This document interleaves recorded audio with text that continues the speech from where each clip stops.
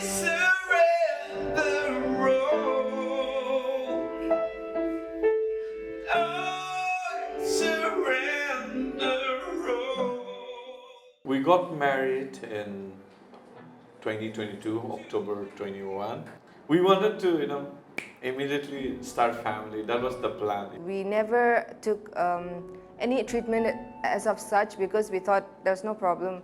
I think it was after a year that we started, I think we should take it to the next level now and go to the doctor. The medicines that the doctor prescribed was all to do with hormones, so it really hit differently because it was pretty difficult phase. I had to go through all those rigorous treatment. It's not just her, but the treatment was also about me then. Also, another thing is like we are social, people here. So people knows us. So like we're married and not having baby. People started talking. So it was a little difficult. Automatically, the society points at the woman. So at that time, I was at the lowest point mentally because I didn't want to go out where there's social gathering anymore. I went for a family outing and then somebody just pointed out at my stomach and it's like, they were like, how many months are you? And it was like so traumatizing for me because it was in front of everybody and I was like, this is really hard. So mentally, I was like, I had to distance myself from family gatherings. I didn't want to go to weddings. Inside, I'm like so sad, like what's wrong with me? What did I do? Have I done something wrong? That feeling of feeling incomplete. When she was affected, it started affecting me more, even though I didn't, tell her. And I was even thinking about adoption, and so many things were going through in my mind. We were so desperate at that moment, to be honest.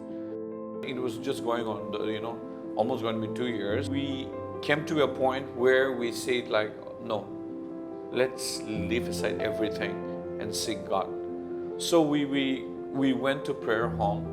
We went to take fasting for 7 days. And the reason we went to the prayer home to pray was we went to seek blessing. We went to the service and the preacher was preaching. The topic was also to do with something else. But he quoted Matthew 6:33. And this verse, seek ye first the kingdom of God. We have been singing this song, we read this Bible verse from Sunday school days. We went back to our room that night and we started questioning, why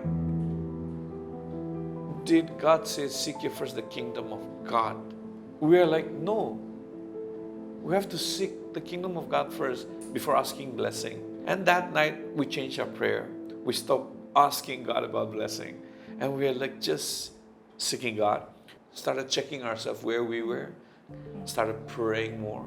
Started asking God to build a relationship more, to let us understand His love more. We were meditating on that word, seek ye first the kingdom of God. And in our own understanding, while meditating and praying, we came to know that if you are in a kingdom, you follow what the kings say, the rules, the laws that the kings made. We follow that. And when we follow the king, when we make the king happy, then we are blessed, we are happy. It went on till 6 days. We were not praying for blessing.